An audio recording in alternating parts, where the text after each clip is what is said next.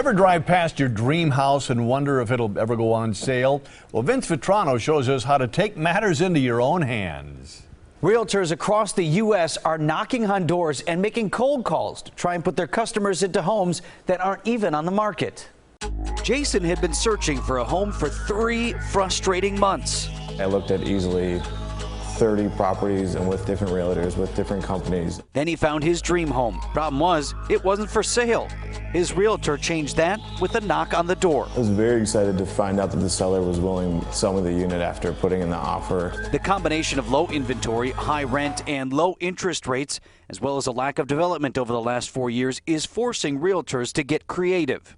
Door knocking, making cold calls, sending out direct mails, sending personal letters to sellers. Are you open to selling if I have the right buyer? And homeowners are responding. Cindy, for example, hadn't wanted the hassle of putting her house on the market.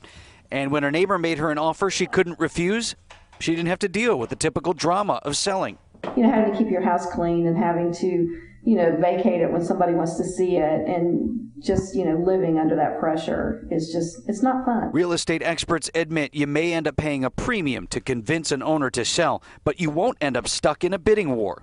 They can actually get in, under the radar of all the other buyers and scoop up a home without having to go through the competitive bidding process. But he warns, before you let a realtor through your front door, make sure he or she is legit and has an actual interested buyer. Agents are out there desperate for real estate listings, and they will just send out blind letters to a whole bunch of people, trying to get someone who might be interested to actually give them the listing. He suggests you ask questions and make sure the buyer is qualified before taking the next steps.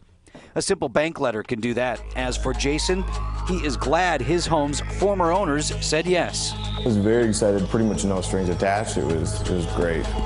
Buying off market can also save on realtor fees, but you may have to bring in a real estate attorney to draft the necessary documents before you can seal the deal. Vince Vitrano, today's TMJ4.